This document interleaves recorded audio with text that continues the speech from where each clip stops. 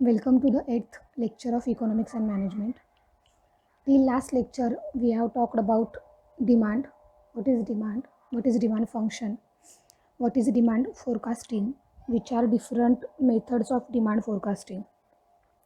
From today's lecture, we will exclusively talk about production. So, these are the topics that we are going to cover. We will talk about production function, total, marginal, and average product, returns to factor, law of diminishing return, production isocont, marginal rate of technical substitution, and least cost combination factors one by one. Now, what is production function? Production function is the maximum possible output that can be produced using a given combination of inputs. So, it is the total production that can be taken using given combination of outputs. So what are combination of outputs? For example, for getting production Q, by which quantity we have to add capital, labor, raw material. So these are a combination of inputs. Likewise, there can be more. It is also the minimum quantity of input required to produce a given level of output. Combination of minimum quantity of inputs to achieve a given level of output. There is one famous production function, that is Cobb-Douglas production function. It is very popular and it is shown as Q is total production equals to A into X raised to B into Y raised to C. So in this case, X and Y are the combination of input factors that affects your production. This is a power function. If we take log of this, it will become a linear function. So it will be ln q equals to ln a plus b into ln x plus c into ln y. It is not our concern how it is calculated, but they have find out that Cobb and Douglas were two economists who find out that this is a very efficient function to calculate the relationship between production and input factors. Next, total, marginal, and average product. So what is total product? Total product is the quantity produced by a firm for a given set of input. If we give some set of inputs like X amount of labor, Y amount of capital, Z amount of what we can say raw material, then what quantity they will produce. So it is a quantity produced by a firm for a given set of inputs. Then marginal product. Marginal product means what? If there is a change in one factor, or there is a unit change in one factor, by what factor the production changes, right? For example, if keeping all other input factors constant, let's say we change the capital by 1 unit, then by what unit your production gets affected?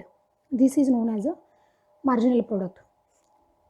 So marginal product is given by the amount by which total product Q changes for 1 unit change in a factor of production X. So X is input. I have given example of a capital. It is given as MRX equals to ddx of Q, or dQ by dx. Change in Q by change in X. Average product is the ratio of total product to the total value of X employed. So total production, let's say TP is a total production, then X is a input factor, any input factor. Let's say employed, or let's say labors. So total production divided by total labors will give you the average product. Next, returns to factor.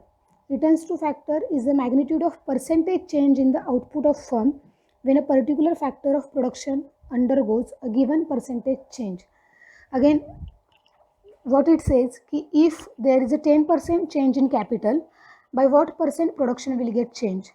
Or if we increase the capital by 10%, by what percent production will change? Or if we decrease the labor by 10%, by what percent production will get changed. It is also known as factor productivity. How the factor affects the production. So this is the graph. In first graph there is Q, that is production on y-axis, and X, that is let's say labor, on x-axis. X is any input factor. So initially what happens, as X increases your production also increases, but at some point though your X increases your production remains constant. At some point though your X increases your production remains constant. X is any input factor. In second graph it is shows that this graph shows the marginal product, right? That is unit change in X. If there is a unit change in X, by what factor production changes. In this graph also, initially your production increases with X. As your X increases, your production increases. X is an input factor. At some point it remains stagnant. Though your X increases, your production remains constant. But after some point, though your X increases, your production decreases. Though your X, that is input factor, increases, your production decreases. This is also known as a law of diminishing factor. Let me give you an example of this. In this case, we are going to keep all other factors constant. For example, let's say we are producing something and X is labor in this case. Now keeping all other factors constant, means capital is constant, then input is constant, like raw material is constant, but we are increasing the labor. So initially if we are increasing the labor, your production will increase. At some point it will remain constant, but after some point if you are keeping increasing your labor, keeping all of the factors constant, your production will decrease. Why? Because your capital is not increasing, only labor is increasing. If that labor is not getting money, will they work? They won't work, right? So they will start producing less, or they will leave working, right? So in this case, though your X increases, your production decreases, and this is known as law of diminishing returns. If the amount of an input factor is increased while holding all other factors constant, then the marginal product of that factor will eventually diminish, means it will get decreased after some time. Next, production isoquant. Production isoquant is a curve that represents combination of input factors combined efficiently, producing the same quantity of output. So Q is the output and Q2 is the second output. Now in which combinations we should take Y as a capital and X as a labor to achieve your Q1 or to achieve your Q2. In this case, if we increase the capital, we have to decrease the labor, or if we decrease the capital, we have to increase the labor. So by taking different combinations of Y and X, we can achieve Q1 production, or by taking different combinations of Y capital and X labor, we can achieve Q2 production. So this is known as isoquant, and Q1 and Q2 are parallel to each other. Q1 is production 1 and Q2 is production 2. Y is capital, which is at y-axis, and X is labor, which is at x-axis. Next is substitutability of a factor. What is meaning of it? So in this case, Q1 and Q2 are two productions, right? Now at y-axis there is capital, and at x-axis there is a labor, which is shown in X. Now let's say for getting Q1 at some point, at point 1 we are taking higher capital and less labor, right? Now at point 2 we have decreased capital by 1 unit. So if we decrease the capital by 1 unit, we have to increase the labor by some amount, right? Again, from moving point 2 to 3, we have decreased the capital by 1 unit and we have increased the labor by some amount. Again, from moving point 3 to 4, we have decreased the capital by 1 unit and we have increased the labor by some amount. Now, for moving from 1 to 2, 2 to 3 and 3 to 4, we have decreased the capital by same amount, by same unit. But from moving 1 to 2, the amount of labor we have increased is much less than the amount of labor we have increased to move from point 3 to 4. So this is not same, right? The amount of labor we have increased for 3 to 4 is much more than the amount of labor we have increased to move from point 1 to 2. This is known as a substitutability of a factor. The amount of additional labor required to reduce capital requirement from point 1 to 2 is much less than that required to reduce capital from point 3 to 4. Such a diminishing substitutability is a feature of most production systems. It is a feature of most production systems. Marginal rate of technical substitution. So it is the slope of isocont. We have seen isocont. What isocont shows? The combination of different input factors to achieve some output. It is the slope of the isocont, that is dy by dx. How dy by dx is get calculated? We have seen in equation, it will be a dq by dx, that is how change in x affect the q, divided by dq by dy, that is how change in y affects the q. So dq will get cancelled and it will be dy by dx. It gives a measure of substitutability of one factor for another, right? It is negative and it is related to marginal products related to the factor. So these are two graphs.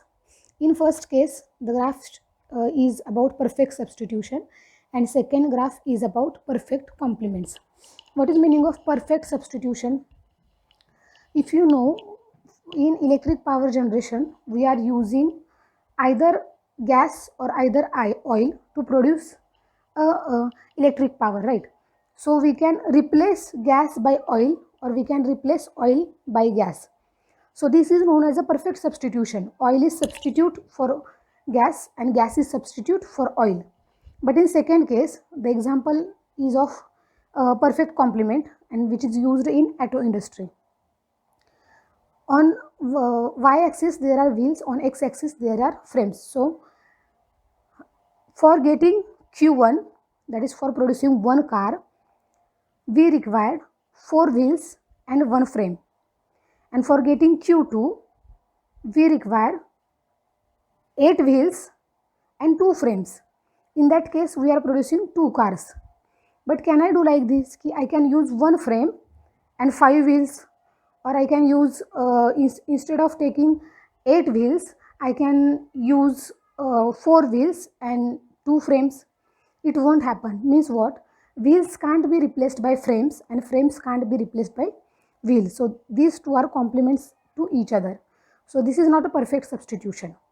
So this is a perfect complement in auto industry. Now next is least cost combination of factors. So let the unit price of the factors or a production be Px and Py.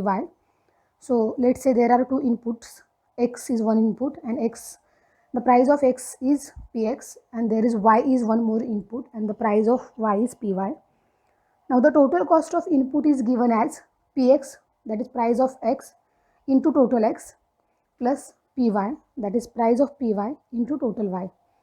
Now the slope of that isocost curve will be given as dy by dx equals to dtx divided by dtc divided by dx, that is change in x, how much change in x will affect the change in total cost, divided by dtc divided by dy, that is if there is a change in y, how much it will affect to the total cost. So it will be Px divided by Py. At the equilibrium, this equals the marginal rate of technical substitution. That is how one factor will get affected to the another factor, or if one factor will get substituted by another factor, how it will affect. So it will be dy by dx, we have seen, and the slope, this is the slope of isocont curve and it is negative, right? If you remember this particular slide. slope of isocont curve dy by dx, and it is negative, and what it gives, a measure of substitutability of one factor for another. So it will be dy by dx minus dq by dx, that is change in x, how it will affect to q, divided by if change in y, how it will affect to q. So this is isocost and isocont curves. The dotted line shows isocost curve and the curved line shows isocont curve. Both are parallel to each other. That red line shows the expansion path. Movement from one isocont to another isocont shows a change in the scale of operation. Shows in the change of operation. Means what input factors they have changed, it will shows. So for today we will stop here. Thank you so much.